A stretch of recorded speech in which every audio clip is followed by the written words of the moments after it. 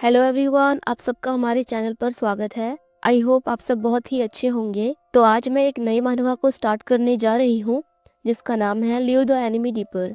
तो हमारे main lead का नाम है जांग सियाओजिन और हमारे सेकंड मेन लीड का नाम है लूसी। तो सियाओजिन को अपने भाई के लिए बदला लेना होता है क्योंकि उसका भाई एक राजा था और राजाओं को ही राज्य संभालना चाहिए, लेकिन यहाँ ऐसा नहीं था। राज्य लूसी संभाल रहा था, जिससे उसे लगता है कि लूसी ने उसके भाई का राज्य छीन लिया है। उसे ऐसा लगता है कि लूसी ने उसके भाई का हक छीन लिया है और जहाँ उसके भाई को राज करना चाहिए वहाँ वो राज कर रहा है। इसलिए वो लूसी से बदला लेना चाहता था अपने भाई के लिए। और लूसी एक रीजेंट बनकर, रीजेंट यानी राजा के जो प्रतिनिधि होते हैं उन्हें रीजेंट बोलते हैं। जब राजा कहीं गए होते हैं या अगर किसी वजह से राजा राज्य संभाल नहीं पाते तो उनके प्रतिनिधियों को ही ऐसा करना पड़ता है। पर यहाँ राजा के होते हुए भी लूसी ऐसा कर रहा था। सिर्फ राज दरबार में या राज्य में ही नहीं, लूसी का राज पूरे देश में चलता था। लूसी किसी भेड़िए की तरह चालाक था और वो एक कॉन्फिडेंट पर्सन था। उसे खुद पर बहुत भरोसा था और इसी वजह से राजा का सबसे प्यारा भाई यानी हमारा मेन लीड सियाओ जिंग लूसी से बदला लेना चाहता था। उसे अपने भाई के रास्ते के कांटे को हटाना था। वो ये सोचकर अपने मकसद के लिए निकलता है कि वो लूसी को सेड्यूस करेगा और उसे अपने जाल में फंसाएगा, पर वो खुद अपने बिछाए हुए जाल में फंस जाता है और यही से होती है असली कहानी शुरू। तो चैप्टर 1 के स्टार्टिंग में हमें दिखाया जाता है सियाओ जिंग कहीं गया हुआ था, पर जब वो वापस आता है तो उसे पता चलता है कि उसके भैया के राज्य पर लूसी राज करके बैठा है। इसलिए वो अपने भाई के पास जाकर बहुत ही गुस्से में टेबल पर हाथ पटक कर बोलता है, भैया मैं कुछ दिन दरबार से बाहर क्या गया, तब से वो तो आपको डरा कर बैठा है। ऐसे धोखेबाज को हमें सबक सिखाना ही चाहिए। तो उसका भाई जांग जियो याओ जो राजा है वो बोलते हैं, असल में मैं नहीं चाहता था कि तुम इस मामले में शामिल हो, इसलिए मैं पिछले कुछ सालों से तुम्हें यहाँ आने से रोकने की बहुत कोशिश कर रहा था। लेकिन यूसी जो रीजेंट प्रिंस है, सॉरी उसका नाम यूसी है पर मैंने लूसी बोल दिया है, पर कोई बात नहीं, आप समझ जाओ। तो यूसी रीजेंट प्रिंस वो अभी गवर्नमेंट को भी कंट्रोल कर रहा है, उन पर राज कर रहा है। पहले तो मैंने सोचा था कि मैं उससे अकेले निपट लूंगा और उससे रोकूंगा, पर मेरी तबीयत खराब होने की वजह से और बिस्तर पर पड़े रहने की वजह से मैं इस मामले को सिर्फ तुम्हें सौंप सकता हूँ, क्योंकि अगर हमने इस बारे में अभी कोई कदम नहीं उठाया तो मुझे डर है कि हमारा जांग वंश खत्म हो जाएगा, मुसीबत में पड़ जाएगा। और इतना ही नहीं बल्कि उसने तो अपने स्वार्थ के लिए वो ना ही सिर्फ औरतों को बल्कि आदमियों को भी परेशान करता है। यहाँ तक कि उसकी इतनी हिम्मत कि उसने तुम्हें एक राजकुमारी से शादी करने के लिए भी रोका और तुम्हारे प्राइम 17 से लेकर 21 वर्ष को, यानी जो साल एक पर्सन के लिए बहुत इंपॉर्टेंट होते हैं, उन सालों को भी छीन लिया। यानी कि ऐसा हो सकता है जब सियाओ जिंग कुछ सालों के लिए बाहर था तो उसके भैया बीमार थे और उसी वक्त इन्होंने यूसी को अपना काम संभालने के लिए दिया था, क्योंकि बीमार होने के कारण वो ऐसा नहीं कर सकते थे। तो उन्हें कोई ऐसा तो चाहिए था ना जो उनके राज्य को संभाले, तो उन्होंने ये काम शायद यूसी को दिया था। पर अब वो राजा बने बैठा है और हो सकता है वो पहले यूसी पर भरोसा किया करते थे, उसे अपने भाई की तरह मानते थे, इसलिए वो ये कहना चाहते हैं कि 17 से 21 साल तक जो टाइम उन्हें अपने भाई को देना चाहिए उन्होंने वो यूसी को दिया, पर अब यूसी ने उनके साथ धोखा किया। तो वो फिर बोलते हैं कि इससे साफ पता चलता है कि यूसी हमारा सब कुछ हड़पना चाहता है। तो जियाओ जिंग गुस्से से बोलता है, उसकी इतनी हिम्मत कि उसने हमारे साथ विश्वासघात किया। भैया मैं अपने पूरे दिल से आपका साथ दूंगा और उसे रोकूंगा। तो पता नहीं क्यों उसका भाई एक माइस्टीरियस स्माइल करता है, जैसे कि उसका कोई मकसद पूरा हो गया हो या कुछ ऐसा हो रहा हो जो वो चाहता था कि ऐसा हो। फिर वो प्यार से सियाओ जिंग का हाथ पकड़कर बोलता है, तुम्हें पता है ना बहुत साल पहले मुझे कितनी सारी चोटें लगी थी, जिस वजह से अब मैं कोई बच्चा नहीं पैदा कर सकता, और फिलहाल जांग खानदान के हम ही 2 बच्चे हैं और आगे फ्यूचर में सिंहासन तुम्हारा ही होगा। तो सियाओ जिंग अपने भाई को हौसला देते हुए बोलता है, अगर मैं फ्यूचर में राजा बन भी गया तो भी जो मेरा है वो आपका होगा और जो आपका पहले से है वो आप ही का रहेगा। तो उसका भाई फिर बोलता है, हमारे राज्य का फ्यूचर अब तुम्हारे हाथ में है। तो सियाओ जिंग बोलता है, तो अब मैं क्या करूँ। तो उसका भाई बोलता है, मेरी बात ध्यान से सुनो, और वो उसके कान के पास जाकर अपना प्लान बताता है कि क्या करना है, जिसे सुनकर सियाओ जिंग बिल्कुल चौंक जाता है और बोलता है, क्या आपको नहीं लगता ये कुछ ज्यादा ही हो गया। तो उसका भाई बोलता है, अगर कोई और रास्ता होता तो मैं तुम्हें ऐसे बेकार के आइडियाज कभी बताता ही नहीं। अगर तुम्हें ये प्लान पसंद आया और तुम इस आइडिया के हिसाब से काम करना चाहते हो तो मैं बाई को समन करूंगा ताकि वो इस प्लान के सक्सेस होने में तुम्हारा साथ दे। क्या हम राज्य के मामले को लेकर किसी दूसरे पर्सन पर भरोसा कर सकते हैं। तो उसका भाई बोलता है, कोई और रास्ता ना होने की वजह से ही मैं ऐसे बेकार के आइडिया को अपना सकता हूँ। तो सियाओ जिंग बोलता है, कि आपके पास कोई और आइडिया है।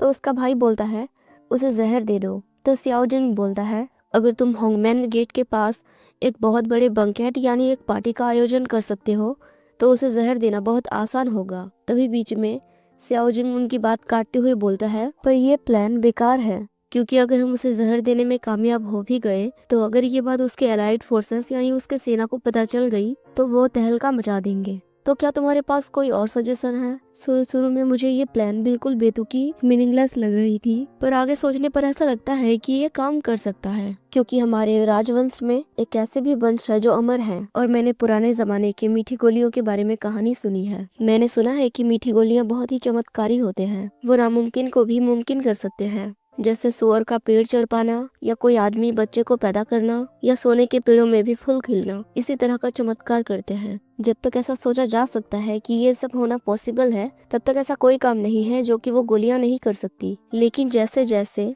ये अमर होने की बातें, ये मीठी गोलियों की बातें झूठ में बदल गया, तब से बस कुछ ही लोगों के अंदर ही ये कहानियां एक सीक्रेट बनकर रह गई। क्योंकि हमेशा ऐसा ही होता है, जब कोई बहुत पुरानी बातें, चाहे वो सच भी क्यों ना हो, पीढ़ियों से चलती आ रही है, कोई दादा अपने पोते को सुनाए, फिर वही पोता अपने पोते को सुनाए, इसी तरह वो बातें धीरे धीरे धुंधली हो जाती है और बाद में लोगों को ऐसा लगने लग जाता है कि ये तो बस एक कहानी है, क्योंकि हमने तो उसे अपने आंखों से नहीं देखा। उसी तरह जियो याओ यही बोलना चाहता है, उनके राजवंश में कुछ ऐसे भी वंश हैं जो अमर हैं, जो कि क्योंकि हमें पता है अमर होना इम्पॉसिबल है, और एक ऐसी मीठी गोली भी है जो नामुमकिन को मुमकिन कर सकता है। तुम दोनों की तो पहले बहुत अच्छे से जमती थी ना, मतलब कि तुम दोनों क्लोज हुआ करते थे, इसलिए अगर ये प्लान सक्सेस हो गया तो ये तुम दोनों के लिए ही फायदेमंद होगा। तो उसके भाई का प्लान ये है कि वो उसे अपने प्यार में फंसाए, और अगर वो ऐसा करेगा तो वो दोनों पार्टनर हो जाएंगे, इसलिए यूसी को उसकी बात माननी पड़ेगी और उसे अपना लालच छोड़ना होगा। तो इन सारी बातों को सुनकर सियाओ जिंग बोलता है, मैं इस बारे में सोचकर बताऊंगा। फिर वो बाहर आ जाता है।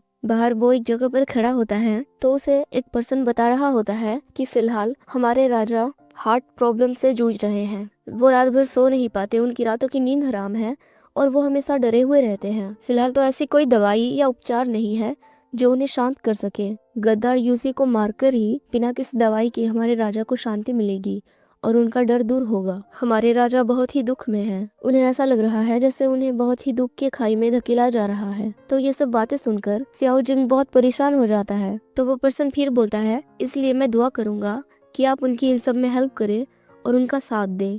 इन सब से सियाओ जिंग बहुत ही दुखी हो जाता है, क्योंकि उसके बड़े भैया ने, जो कि भी राजा हैं, उन्होंने उसे बहुत ही प्यार से पाला था। वो शुरू से अब तक एक लापरवाह पर्सन की तरह ही जीता आ रहा है, बिना किसी रिस्पॉन्सिबिलिटी, बिना किसी चिंता के, क्योंकि उसे पता है उसके पीछे उसका भाई है। चाहे वो कुछ भी करे, अगर वो कोई गलती भी करे तो उसे संभालने के लिए उसके पीछे उसका भाई है। पर अब जब उसका भाई इस हालत में है तो वो बिल्कुल अकेला फील कर रहा है। आखिर वो इतने बड़े बोझ को अकेला कैसे उठाएगा? क्या वो इतने बड़े प्लान को अकेला सक्सेस कर पाएगा? वो इन्हीं सब चिंताओं में डूबा हुआ था। तभी दो लड़कियां बातें कर रही होती हैं। एक लड़की दूसरी लड़की से बोल रही होती है, तुमने अभी तक रीजेंट प्रिंस यानी यूसी का बदतमीजी नहीं देखी है? तो उनकी बातें सुनकर सियाओ जिंग का ध्यान भटक जाता है और वो ध्यान से उनकी बातें सुनने लगता है। तो वो दूसरी लड़की बोलती है, 2 दिन पहले वो बिना बताए महल में रहने के लिए आ गया, यहाँ तक कि राजा के सामने वो उनकी वाइफ के साथ फ्लर्टिंग कर रहा था और राजा बस ये सब चुपचाप सुन रहे थे। तो राजा सियाओ जिंग का भाई है तो रानी उसकी भाभी होगी। तो जब वो ऐसी बातें सुनेगा कि उसकी भाभी के साथ उसके भैया के सामने कोई फ्लर्टिंग कर रहा है तो उसे गुस्सा तो आएगा ही, और ऐसा हो भी सकता है कि वो कोई और भी हो, क्योंकि हमारे रिश्ते और चाइना के रिश्तों में बहुत फर्क होता है। क्योंकि ये चाइनीज मानवा है तो हो सकता है मैं जो सोच रही हूँ वो मीनिंग ना हो, कुछ और भी हो। वो तो हमें आगे पता चल जाएगा, पर अगर मुझसे कोई गलती होती है तो प्लीज मुझे माफ कर देना। तो वो लड़कियां फिर बातें करने लगती है। तो वो दूसरी लड़की उस लड़की से बोलती है, चुप रहो, अगर ये बात किसी और ने सुन ली तो हम दोनों अपना सिर खो देंगे, हमारी जान ले ली जाएगी। पिछली बार रीजेंट प्रिंस ने राजा के आदेशों को इग्नोर कर दिया और उनके 10 सर्वेंट की जान ले ली। आजकल दरबार में सिर्फ रीजेंट प्रिंस का ही वैल्यू रह गया है और राजा के बातों का तो कोई मतलब ही नहीं बचा, उनका तो कोई महत्व ही नहीं रहा, जैसे उनकी आवाज बिल्कुल खामोश हो गई है। तो इतनी सारी बातें सुनकर सियाओ जिंग को बहुत गुस्सा आता है और वो अपना दांत काटते हुए सोचता है, मेरे भाई को ये सब सहना पड़ रहा है, वो इतना अपमान सह रहे हैं, उनकी इतनी इंसल्ट की जा रही है, ऐसे विश्वासघाती गुंडे को तो मुझे हराना ही पड़ेगा। इसी तरह उसने जो प्लान पर काम करने के लिए अपने भाई से कुछ वक्त मांगे थे, इन सबको सुनने के बाद बिना एक पल गवाए वो इस प्लान के ऊपर काम करने के लिए मान जाता है। चैप्टर 2 के स्टार्टिंग में हम देखते हैं वो अपने प्लान को अंजाम देने के लिए उसके ऊपर काम करना शुरू कर देता है और वहाँ के रहने वाले सब जो उसका साथ दे सकते हैं वो सब अपने काम में लगे हुए थे। वो सियाओ जिंग को बोल रहे होते हैं, योर हाइनेस, हमने सब कुछ इंतजाम कर लिया है और हर चीज अपनी अपनी जगह पर रख दी है, आपको बस तैयार होना है और समझिए कि आप इस मिशन में सक्सेस हो जाएंगे। मतलब हमारा जो प्लान है वो जरूर सक्सेस होगा, इस बात की हम गारंटी देते हैं। तो वो उनसे पूछता है क्या मुझे इस प्लान को अंजाम देने के लिए सच में इस हद तक जाना पड़ेगा, ये सब करना पड़ेगा? तो वो सब बोलते हैं हाँ बिल्कुल, आपको ऐसा करना पड़ेगा। रीजेंट प्रिंस यूसी को आपके मदर से बहुत लगाव है, यहाँ तक कि उसने महल के दीवारों पर आपके मॉम की तस्वीर लगा रखी है और आप तो उनसे मिलते जुलते हैं, बिल्कुल उनकी तरह दिखते हैं। इससे तो रीजेंट प्रिंस यूसी को बसाना बहुत आसान हो जाएगा। तो सियाओजिंग बोलता है ठीक है, हो सकता है ये काम कर जाए, पर मुझे ये समझ नहीं आ रहा कि क्या मेरा इस तरह कपड़े पहनना जरूरी है। ये कहकर वो रेडी होकर अपना भेष बदल कर जब बाहर आता है तो हम बिल्कुल देख सकते हैं वो इतना प्यारा लग रहा था, इतनी प्यारी लग रही थी कि उसके आगे तो कोई प्रिंसेस भी फेल हो जाए। तो वो लोग सियाओजिन को समझाते हैं कि उनके मिशन को फुल प्रूफ करने के लिए उनका औरत का भेष लेना बहुत जरूरी है। पर सियाओजिन को ये बात बिल्कुल पसंद नहीं आती और वो गुस्सा होकर बोलता है क्या इस प्लान को सक्सेस करने के लिए उसे अपनी इज्जत इस तरह दांव पर लगानी चाहिए? वो बोलता है कि वो एक क्राउन प्रिंस है, फिर भी उसे इतनी बेइज्जती वाली काम क्यों करनी पड़ रही है। तभी उसके रूप रंग को देखकर उसके सर्वेंट तो उसके बिल्कुल दीवाने हो जाते हैं। वो उसे इस तरह दिखने लगते हैं जैसे उन्होंने पहले इतना खूबसूरत पर्सन कभी नहीं देखा। तो उनके रिएक्शन को देखकर और ये देखकर कि उनकी आंखों में उसके लिए कितनी उम्मीदें हैं कि वो उनके उम्मीदों पर खरा उतरेगा और उनके प्लान को सक्सेस करेगा, फिर वो खुद को समझा लेता है कि मुश्किल वक्त में किसी भी हालातों से बचा नहीं जा सकता, क्योंकि अगर उसे इतना बड़ा मिशन दिया गया है तो थोड़ी मेहनत तो करनी ही पड़ेगी, चाहे उसका मतलब उसे कोई औरत ही क्यों ना बनना पड़े। वो खुद को ये कहकर समझाता है कि वो राजा का छोटा भाई है और राज्य की जिम्मेदारी उसके कंधों पर है, तो उसे वो करना होगा जो आम लोग नहीं कर सकते। फिर वो थोड़ा फ्रस्ट्रेट होकर बोलता है सिर्फ औरतों के कपड़े ही तो पहनने हैं, उसमें कौन सी बड़ी बात है। ये कहकर वो अपने प्लान को सक्सेस करने के लिए वहाँ से चला जाता है और हमें अगले सीन में दिखाया जाता है हमारे सेकंड में लीड यूसी को, जो कि अपनी जगह पर बैठा हुआ था और उसके सामने लड़कियां डांस कर रही थी। जैसा कि हमें पता है लड़कियां राजाओं को इम्प्रेस करने के लिए नृत्य करती हैं, बिल्कुल वही। पर यूसी ऐसे बैठा हुआ था जैसे वो इन सबसे पक चुका हो, वो बिल्कुल बोर हो चुका हो, क्योंकि वो उनकी तरफ देख भी नहीं रहा था। वो तो जैसे अपने आप पर ही खोया हुआ था। तभी वहाँ हमारा सियाओजिंग आता है। आप यूसी को देख सकते हो उसकी ड्रेसिंग सेंस कैसी है, जिस वजह से उसकी चेस्ट साफ साफ दिख रही है। तो उसे इस तरह देखकर सियाओजिंग सोचता है मैंने उसे पिछली बार कुछ साल पहले देखा था, आखिर वो इतना ज्यादा बदल कैसे गया। पहले तो वो ढंग से कपड़े पहन लेता था, बिल्कुल खुद को बिल्कुल ढक कर रहता था, चाहे वो गर्मी का महीना ही क्यों ना हो। तो अब उसने ये किस तरह के कपड़े पहने हुए हैं, क्या उसे शर्म नहीं आती? ये कैसी बेशर्मों वाली हरकतें हैं। वो यही सब सोच रहा था। तभी उसी की नजर उस पर जाती है और वो उसे देखते ही उस पर फिदा हो जाता है और वो उसे अपने पास बुलाता है। तो सियाओजिंग उसकी तरफ बढ़ते हुए सोचता है, खैर क्योंकि वो डर रहा था कि कहीं उसने उसे पहचान तो नहीं लिया, क्योंकि कुछ साल दूर रहने से पहले वो किस तरह क्लोज हुआ करते थे ये बात बदल तो नहीं जाती। वो एक ही जगह पर रहते हैं, ऐसा हो ही नहीं सकती उन्होंने पहले एक दूसरे को नहीं देखा हो, इसलिए वो डर जाता है कि कहीं उसने मुझे पहचान तो नहीं लिया। वो सोचता है 2 साल तक मैं बाहर रहा हूँ तो उसे इस बात का अभी तक पता नहीं चला होगा कि मैं वापस आ गया हूँ, है ना? या फिर उसने मुझे पहचान लिया है, ऐसा हो ही नहीं सकता कि वो मुझे पहचान ले, है ना? और यहाँ यूसी की नजरें उस पर ही टिकी हुई थी। सियाओजिंग धीरे धीरे उसकी तरफ बढ़ते हुए सोचता है प्लान को 3 भागों में बांट दिया गया है। पहला, मैं उसे सड्यूस करूंगा। फिर वो उसके पास जाता है तो यूसी उसके चेहरे को पकड़ लेता है और उसकी तरफ झुक जाता है। तो सियाओजिंग बहुत नर्वस हो जाता है। तभी यूसी अचानक उसे अपनी तरफ खींच लेता है और अजीब अजीब बातें करने लगता है और उसकी तारीफ करने लगता है कि तुम बहुत ब्यूटीफुल हो। तो उसकी बातें सुनकर सियाओजिंग सोचता है देखो ये अब शुरू हो गया, आखिर वो इतना बेशर्म क्यों है, वो सबके साथ ऐसे फ्लर्टिंग क्यों करता रहता है। ठीक है, अगर वो ऐसा है तो मैं भी ऐसा बनने का नाटक करूंगा। फिर वो सोचता है और मेरा दूसरा प्लान ये है, पहले प्लान के कामयाब होने के बाद मैं उसे ड्रग दे दूंगा और उसके बाद तीसरा प्लान ये है कि मैं उस पर काउंटर अटैक करूंगा। वो अपने मन में सोचता है कि मेरे कपड़ों पर एक स्पेशल तरह की सेंट डाली गई है जो यूसी का ध्यान भटकाता रहेगा और उसे सेड्यूस करता रहेगा, तब तक मुझे भी इन सब को झेलना ही पड़ेगा। फिर वो यूसी से बोलता है अगर मैं आपको इतनी पसंद आई तो ये मेरे लिए खुशी की बात है, क्योंकि वो ऐसे चुप तो नहीं रह सकता ना, ऐसे तो यूसी को उस पर शक हो जाएगा, इसलिए वो भी ऐसे दिखावा कर रहा है जैसे वो भी उस पर इंटरेस्टेड है। तभी यूसी अपनी हरकतें शुरू कर देता है कि वो कैसा है, क्योंकि हमें बताया गया है कि वो कैसा है, ना वो लड़कियों को छोड़ता है ना लड़कों को, वो सबके साथ फ्लर्टिंग करता है। तो वो सियाओजिंग के साथ भी ऐसा करने लगता है और बोलता है माय लेडी, आपकी आंखें बहुत प्यारी हैं। आपको देखकर मुझे ऐसा लग रहा है कि हम दोनों बहुत पहले से जुड़े हुए हैं, जैसे हम पिछले जन्म में एक दूसरे से जुड़े हुए थे और अभी हमारा पुनर्जन्म हुआ है और हम फिर मिले हैं। तो उसकी ऐसी बातें सुनकर सियाओ जिन सोचता है वो तो सच में ऐसी ऐसी बातें कर रहा है जैसे कोई प्ले बॉय करता है। और उसकी बातें सुनकर तो मुझे यकीन हो चुका है कि वो भी एक प्ले बॉय ही है। वो यही सब सोच रहा था और यूसी बस इधर उधर उसे छेड़े जा रहा था। तो उसकी हरकतों से भी वो सोचता है कि उसकी हरकतें भी उसकी प्लेबॉय वाली पर्सनालिटी से मैच करते हैं। तभी यूसी जब उसे छेड़ने लगता है, उसने जो अपने फ्रेंड को अच्छा दिखाने के लिए जो कपड़े वगैरह लगा रखे थे वो यूसी के हाथ में निकल कर आ जाता है, जिससे यूसी चौंक जाता है और साथ ही सियाओ जिन के भी पसीने छूटने लगते हैं कि अब तो उसे पता चल जाएगा। तो चैप्टर 3 के स्टार्टिंग में हम देखते हैं यूसी सियाओ जिन को टीज करते करते के कंधे पर गिर जाता है और सियाओ जिन को स्नाइप करते हुए बोलता है, आपसे बहुत अच्छी स्मेल आ रही है माय लेडी। तो क्योंकि यूसी के हाथ में वो कपड़ा आ चुका था अब तक तो उसे पता चल जाना चाहिए कि ये एक लड़का है, फिर भी वो ऐसा एक्टिंग कर रहा था जैसे उसे कुछ पता ही नहीं है। तो सियाओ जिन सोचता है क्या वो इन सब चीजों में इतना खो गया है कि उसे इतना भी फर्क नहीं पता कि मैं एक लड़का हूँ। तभी यूसी उसके थाइस पर हाथ ले जाता है, जिससे सियाओ जिन बेचारा तो शर्म के मारे पानी पानी हो जाता है और उसका चेहरा बिल्कुल लाल हो जाता है। और यूसी भी उसकी तरफ धीरे धीरे बढ़ने लगता है, जिससे वो डर जाता है, पर वो कुछ कर नहीं सकता था। वो उसे रोक भी नहीं सकता था क्योंकि यही तो उसका मिशन था और उसे अपने मिशन को किसी भी हाल में पूरा करना ही था। वो बेचारा शौक के मारे कांपने लगता है। तो यूसी उससे बोलता है, माय लेडी, क्या आपको मुझसे इतना डर लग रहा है कि आप तो बिल्कुल हिल भी नहीं रही। तो सियाओ जिंग सोचता है, मैं तो इस बात से डर रहा हूँ कि मेरी घूंघट ना निकल जाए और मेरी असली पहचान इसके सामने ना आ जाए। यहाँ यूसी बस उसे टीज किए जा रहा था। वो उसकी तरफ बढ़ते हुए बोलता है, आप इतना डर क्यों रही है माय लेडी, आप इतना डर क्यों रही है माय लेडी, मैं आपको खा नहीं जाऊंगा। जिस तरह यूसी उसे टीज कर रहा था उससे सियाओ जिंग भी डिस्टर्ब हो रहा था। वो सोचता है, क्या माय लेडी लगा रखा है बेवकूफ, आखिर तुम मुझे ऐसे सिचुएशन में भी माय लेडी कैसे बोल सकते हो? क्या तुम इतने बेशर्म हो चुके हो कि तुम्हें इस बात से भी कोई फर्क नहीं पड़ता कि वो लड़का हो या लड़की, जब तक वो मेरी माँ की तरह दिखे? हे भगवान, ये आदमी इस हद तक भ्रष्ट हो चुका है, वरना अगर ऐसा नहीं होता तो वो मुझे ऐसी ऐसी जगहों पर छूने के बाद भी ऐसा कैसे सोच सकता है कि ये बस एक नॉर्मल बात है। वो ऐसा इसलिए सोच रहा है क्योंकि यूसी उसे ऐसी जगह पर छू चुका है जहाँ छूकर पता चल जाएगा कि वो एक लड़का है। फिर भी ना ही वो कुछ रिएक्ट कर रहा है, ना ही वो उसे दूर करने की कोशिश कर रहा है, ना ही वो उससे कुछ बोल रहा है कि तुम तो लड़के हो। बस वो अपना काम किए जा रहा था जैसे वो कोई बेशरम हो, चाहे लड़का हो या लड़की, जैसे उसे कोई फर्क ही ना पड़ता हो। फिर वो सोचता है, आखिर उस ड्रग का असर कब होगा? ये सब सोचते हुए वो यूसी को रोकने की बहुत कोशिश कर रहा था।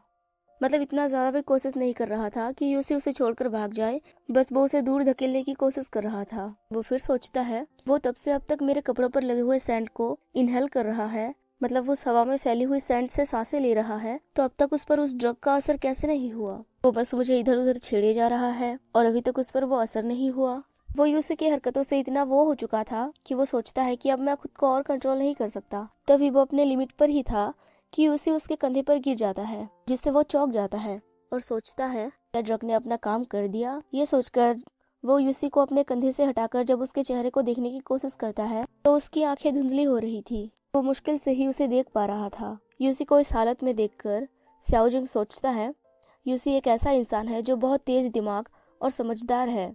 वो दरबार में होने वाले चालबाजियों, योजनाओं और साजिशों को आसानी से पकड़ लेता है और जो लोग उसे मारने की कोशिश करते हैं उनकी कोशिशों को भी वो नाकाम कर देता है। लेकिन वो मेरे सामने तो बिल्कुल फेल हो गया। उसने कभी सोचा भी नहीं होगा कि मैं उसके खिलाफ ऐसे षड्यंत्र रचूंगा।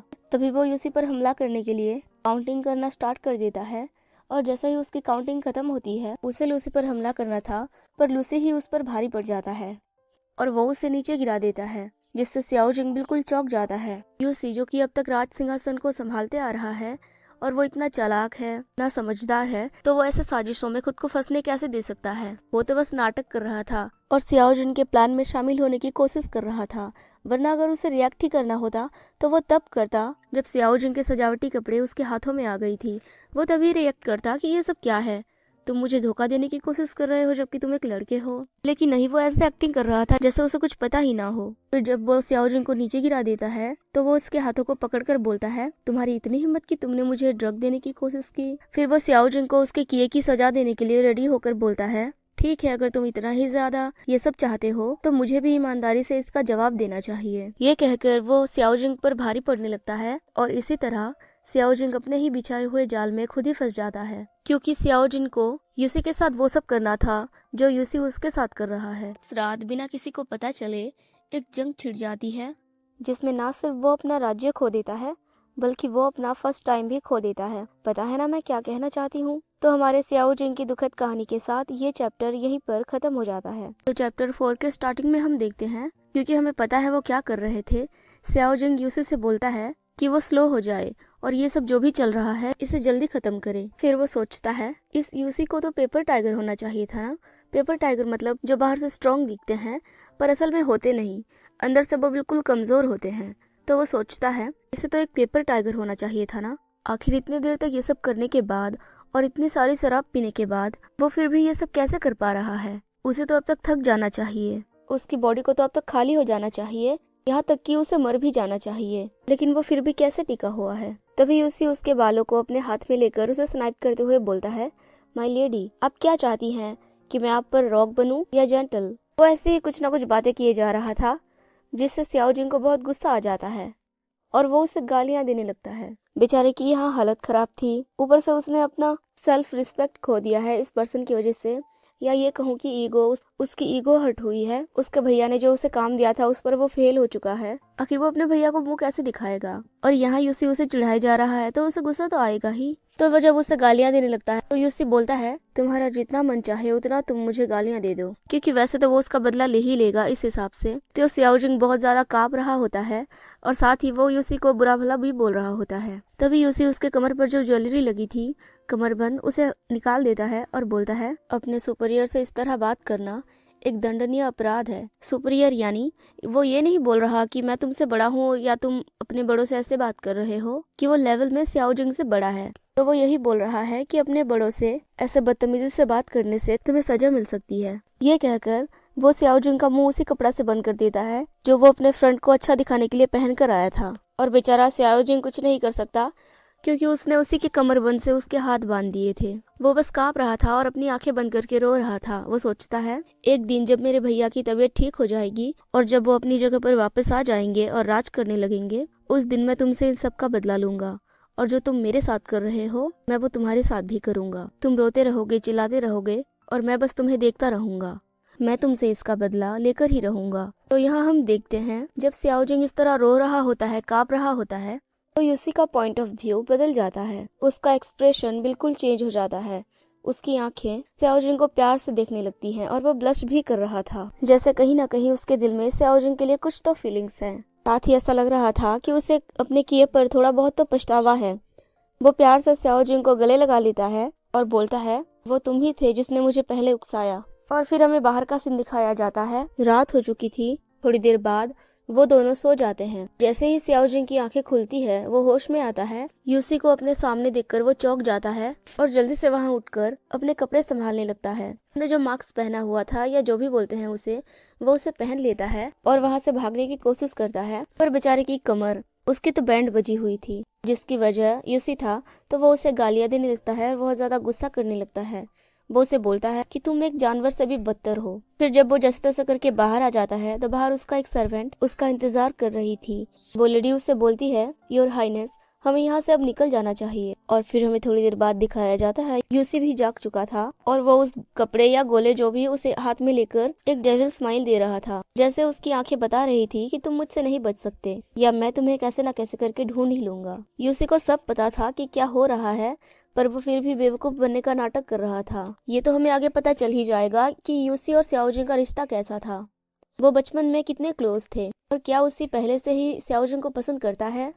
सियाओ जिंग उस जगह से बाहर निकल जाता है। रास्ते में वो अपने मेट से बोल रहा था, क्या सारे सबूत मिटा दिए गए हैं? तो वो पर्सन बोलती है, हाँ, हमने सारे सबूत मिटा दिए हैं, किसी को ये पता नहीं चलेगा कि आप कौन हैं। ये सब बोलते हुए वो पर्सन सियाओ जिंग के पीछे पीछे चल रही थी। वो उसे ध्यान से देखकर बोलती है, योर हाइनेस, आपकी आवाज एकदम रूखी हो गई है और आपका चेहरा भी लाल हो गया है, यहाँ तक कि आपके पैर भी लड़खड़ा रहे हैं। अगर आपकी तबीयत ठीक नहीं है तो क्या मैं फिजिशियन को बुलाऊं? तो हमें पता है ये सब किस वजह से हुआ है। उस पर्सन की ऐसी बातें सुनकर सियाओ जिंग बेचारा तो दंग रह जाता है, जैसे वो एकदम जम जाता है। तो उसके एक्सप्रेशन को देखकर वो पर्सन सोचती है, क्या मैंने कुछ ऐसा बोल दिया है जो मुझे नहीं कहना चाहिए था? तो शायद सियाओजिंग को पता चल गया था कि इस पर्सन को पता चल चुका है कि असल में क्या हुआ, इसलिए वो बोलता है आज जो कुछ भी हुआ वो किसी को पता नहीं चलनी चाहिए, वरना इतना बोलकर वो अपने सामने एक लकड़ी को जोर से मुक्का मारता है तो उसके टुकड़े टुकड़े हो जाते हैं। वो बोलता है अगर ये बात यहाँ से कहीं बाहर गई तो मैं इस लकड़ी की तरह तुम्हें भी चूर चूर कर दूंगा, समझ गए? तो वो पर्सन फ्लिंच हो जाती है और बोलती है हाँ मैं समझ गई। तो हमारे प्यारे बेचारे सियाओजिंग के हाथ में चोट लग जाती है लकड़ी को मार के, तो वो अपने हाथ को फू फू करने लगता है। यहाँ उसका भाई उसका बेसब्री से इंतजार कर रहा था ये जानने के लिए कि क्या वो ठीक है और क्या उसका प्लान सक्सेस हुआ। वो जैसे ही अपने छोटे भाई को देखता है दौड़ते हुए आकर उससे पूछता है क्या सब ठीक है छोटे भाई, क्या ये काम कर गया? अब वो दूसरे कपड़े में आ चुका था क्योंकि यहाँ आकर वो अपने भाई के पास ऐसे तो नहीं आ सकता था ना, इसलिए तो पहले उसने अपने कपड़े बदले, फिर वो अपने भाई से मिलने आया। वो अपने भाई के आगे झुककर बोलता है मैं इस प्लान में सक्सेस नहीं हो पाया। रीजेंट प्रिंस यानी यूसी इस तरह सेफ है जैसे वो कोई लोहे का किला हो, मतलब वो इतना मजबूत है, इतना स्ट्रॉन्ग है, उसकी सिक्योरिटी बहुत टाइट है, इसलिए मैं इस प्लान में सक्सेस नहीं हो पाया। तो हम किसी और दिन उस पर फिर से अटैक करेंगे। मुझे पता था ये प्लान इतना भी अच्छा नहीं था क्योंकि हमने ये फैसला जल्दबाजी में लिया था और मुझे ये लगा भी नहीं था कि ये सक्सेस हो जाएगा। फिर वो सियाओजिंग के पास आकर उससे बोलता है मैं तो इस बात से ही ग्रेटफुल हूँ, तुमने इतना बड़ा सेक्रीफाइस किया, मतलब तुमने इस प्लान को सक्सेस करने के लिए इतना मेहनत किया। तो अपने भैया से इस तरह की बातें सुनकर सियाओजिंग थोड़ा गिल्टी फील करता है क्योंकि वो नहीं कर सका जो उसके भैया चाहते थे। वो सोचता है भैया को बिल्कुल भी खबर नहीं है कि आखिर हुआ क्या। अब जब ये सब हो चुका है, जो होना था वो हो चुका है, इसलिए इस बात पर बहस करना बेकार है कि किसने क्या गलती की और कब की। फिर वो अपने भाई से बोलता है कि बहुत देर हो चुकी है, आप जाकर रेस्ट कर लीजिए, मैं भी निकलता हूँ। ये कहकर वो वहाँ से वापस आ जाता है। फिर वो बेचारा अपने कमरे में आ जाता है। बेचारा उसने अपना फर्स्ट टाइम इतने सालों से संभाल कर रखा था, 18 सालों से संभाल कर रखा था, और अपने फर्स्ट टाइम को उसे अपने वाइफ को देना चाहिए था, लेकिन उसने उसे अपने भाई के राज्य और उनके लोगों के भलाई के लिए गवा दिया। इसलिए वो बहुत दुखी था। इन सब के बारे में सोचकर वो बिल्कुल स्पीचलेस हो जाता है और उसने जो अपना प्लान बनाया हुआ था कि वो किस तरह यूसी को डिफेक्ट करेगा, उस प्लान के हिसाब से वो उस नंबर को काट देता है जहां वो यूसी के साथ वो सब करने वाला था। तो चैप्टर 5 के स्टार्टिंग में हम देखते हैं जब सुबह सियाओजिंग अपने चेम्बर से बाहर आता है तो एक पर्सन उसे बताता है आप कैपिटल में वापस आने की खबर अभी तक पब्लिक को नहीं दी गई है और उनके हाईनेस के हिसाब से, मतलब कि तुम्हारे भैया राजा के हिसाब से यहाँ के कामों की देखरेख करने की जिम्मेदारी आपको सौंपी गई है। तो उस पर्सन की बातें सुनकर सियाओजिंग सोचता है अगर कल रात उस यूसी ने मुझे इतना टॉर्चर नहीं किया होता तो आज मैं इतना देर से नहीं उठता और इतने घंटों तक लेट नहीं होता, और इन सब की वजह है ये सोचकर वो पर्दे से झांककर यूसी को देखता है जो कि उसके भैया के साथ एक मीटिंग में बैठा था। यूसी सियाओजिंग के भैया से बोल रहा था योर माजेस्टी, चलिए हम वहाँ से कंटिन्यू करते हैं जहाँ पर हम थे। तो अपने भैया को इस तरह ऑर्डर देते हुए देखकर सियाओजिंग सोचता है क्या लोगों को उसके बुरे व्यवहार की इतनी आदत हो चुकी है कि कोई उसे रोकने के लिए आगे भी नहीं आ रहा। सियाओजिंग यही सब सोच रहा था, तभी उसके भैया बोलते हैं वो ये कहना चाहते थे कि वो किसी सुईहोंग पर्सन को जनरल झाओयांग बनाना चाहते हैं। झाओयांग यानी एक बहादुर योद्धा। जिस बात को यूसी नकारते हुए बोलता है वो सुईहोंग, वो आदमी किसी चूहे की तरह डरपोक है। वो एक ऐसा पर्सन है जो अपना पूरा दिन बेकार में ऐसे ही बिताते रहता है। वो हर दिन बार वगैरह या ऐसे ही गलत जगहों पर शराब पीता रहता है। तो मुझे नहीं लगता कि वो इतनी बड़ी रिस्पॉन्सिबिलिटी संभालने के लायक है। तो सियाओजिंग के भैया बोलते हैं अगर ऐसी बात है तो मुझे पक्का यकीन है लॉर्ड डेंग डाओ युआन इस काम के लिए सही हैं। तो यूसी कुछ पीते हुए बोलता है हाँ, लॉर्ड डेंग तो बहुत ईमानदार हैं और वो इस काम के लिए बिल्कुल सही हैं, पर कल ही उन्होंने रिजाइन कर दिया। उन्होंने रिजाइनेशन सबमिट करने के बाद ये परमिशन लिया कि वो अपने होम टाउन में ही रहना चाहते हैं। तो आपको उनके रिक्वेस्ट का सम्मान करना चाहिए क्योंकि किसी को सेवा करने के लिए फोर्स करना अच्छी बात नहीं है। इस बात पर सियाओजिंग के भैया बहुत गुस्सा हो जाते हैं और चिढ़कर बोलते हैं अभी उनकी उम्र सिर्फ 40 या 42 साल है, तो इतनी जल्दी उन्होंने रिटायर होने के बारे में क्यों सोचा। इस बात पर कोई शक नहीं है जिस वजह से उन्होंने रिटायर लेने का फैसला किया और वो अपने होम टाउन चले गए। तो यूसी स्माइल करते हुए बोलता है किसे पता, पर योर माजेस्टी यानी आप कुछ टाइम से बीमार थे और बिस्तर पर थे, इसलिए दरबार में क्या क्या चल रहा है इसके बारे में आपको अच्छे से जानकारी नहीं है। इसी वजह से आपको अधिकारियों से जुड़े मामले के बारे में भी कुछ नहीं पता। तो मैंने जिन अधिकारियों का ट्रांसफर होना है उनकी एक लिस्ट तैयार की है। तो क्या आप चाहेंगे कि मैं आपको वो लिस्ट दिखाऊं? उसे देखने के बाद अगर आपको इससे कोई प्रॉब्लम नहीं होगी, अगर आप इससे सहमत होंगे, तो मैं इन सारी चेंजेस लागू करने का आदेश जारी कर दूंगा। तो सियाओजिंग के भैया थोड़ी देर के लिए चुप हो जाते हैं जैसे वो कुछ सोच रहे थे। फिर वो पूछते हैं मिनिस्टर यानी मंत्रियों का क्या कहना है, तो वहाँ पर खड़े हुए लोगों में से एक पर्सन बोलता है, योर माजेस्टी, आपकी हेल्थ सबसे ज्यादा इम्पोर्टेंट है। इंपेरियल फिजिशियन ने हमें सब कुछ बता दिया है, आप प्लीज ज्यादा चिंता ना करें और ज्यादा मेहनत ना करें। तो अपने भैया को इस तरह देखकर स्याओ जिंग सोचता है, क्या मेरे भैया अब इतने कमजोर हो चुके हैं? क्या वो इतने आज्ञाकारी हो चुके हैं? पहले तो उनका दबदबा इतना था कि अगर वो कोई बड़ी सी वजह दे दे तो पूरा दरबार, चाहे वो सिविल अधिकारी हो या सेना, कोई भी उनके बातों के खिलाफ बोलने का हिम्मत नहीं करता था। पर अब वो बिना किसी सवाल के सारी बातें ऐसे ही मान लेते हैं। ये सोचकर शायद वो कोई कदम उठाने वाला था, पर वो खुद को समझाकर बोलता है, मुझे जल्दबाजी नहीं करना चाहिए, पहले सोच समझकर कोई प्लान बनाना चाहिए, उसके बाद ही मुझे कोई कदम उठाना चाहिए। वो ये सोच ही रहा था, तभी उसके भैया को खांसी होती है। तो स्याओ जिंग चिंता भरी निगाहों से अपने भैया की तरफ देखता है तो उनके मुंह से खून निकल रहा था, जिसे देखकर वो बहुत ज्यादा डर जाता है। जब उनके खांसने से उनके मुंह से खून निकल रहा है तो आप इतने से ही पता कर लीजिए कि वो कितने बीमार हैं, उनकी तबीयत कितनी ज्यादा खराब है। अपने भैया को इस हाल में देखकर स्याओ जिंग को चिंता के साथ साथ बहुत गुस्सा भी आ जाता है, और वो जो सोच रहा था थोड़ी देर पहले कि मुझे ऐसे ही कोई कदम नहीं उठाना चाहिए, वो उस बात को भूलकर जल्दी से पर्दा हटाकर अंदर आता है, ये सोचते हुए कि मैं यहाँ चुपचाप खड़े होकर इस तरह नहीं देख सकता। बात हाथ से निकल रही है और मेरे भाई को वो बुली कर रहा है, मैं ये नहीं देख सकता।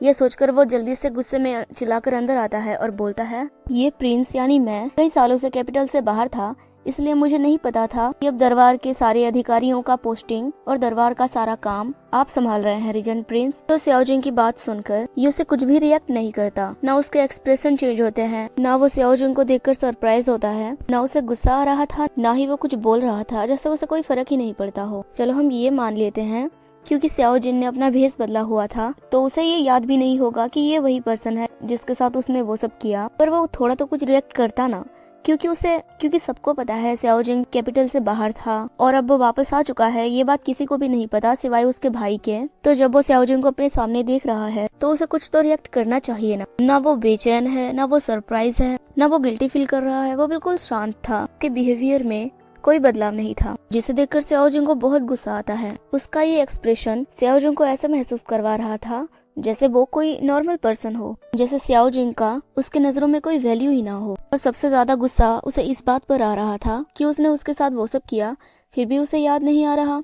वो सोचता है क्या वो इतने सारे लोगों के साथ वो सब कर चुका है कि उसे ऐसा लगता है कि पिछली रात याद करने के लायक भी नहीं है। फिर वो और सोचता है, चलो कल रात की बात छोड़ो, पर इतने सालों से मैं कैपिटल से दूर रहा और अब जब मैं उसके पास आया हूँ तो इतने दिनों बाद वो मुझे देख रहा है, तो क्या उसके अंदर मुझे देखकर थोड़े से भी इमोशंस पैदा नहीं हो रहे? ये सब सोचकर वो बहुत गुस्सा हो जाता है। खैर पर वो ये सब सोचते हुए तो नहीं रह सकता। वो यूसी के पास जाता है और यूसी जो अपना तलवार लेकर आया था, उसके कमर पर उसने अपना तलवार रखा हुआ था, उसे देखकर स्याओ जिंग गुस्सा होकर बोलता है, आप यहाँ दरबार में एक तलवार लेकर आए हैं, इसका क्या मतलब है? शहर में ये बातें फैल रही है, लोग इस बारे में बातें कर रहे हैं कि रीजेंट प्रिंस यानी आप राजा के प्रति वफादार नहीं है। लगता है वो अफवाहें सच थी और मैं अभी अभी यहाँ पर लौटा ही था और आते ही मैंने अपनी आंखों से देखा कि आप राजा का बिल्कुल भी सम्मान नहीं करते। आपने हमारे राजा को जो इतनी बदतमीजी से ट्रीट किया है, उनके छोटे भाई होने के नाते मेरा ये मानना है कि आपको अपनी किए की सजा मिलनी चाहिए, जिससे बाकी लोग भी सबक सीख सकें और आगे कोई भी ऐसा करने की हिम्मत ना करे। वो गुस्से में यूसी को यही सब बोलता है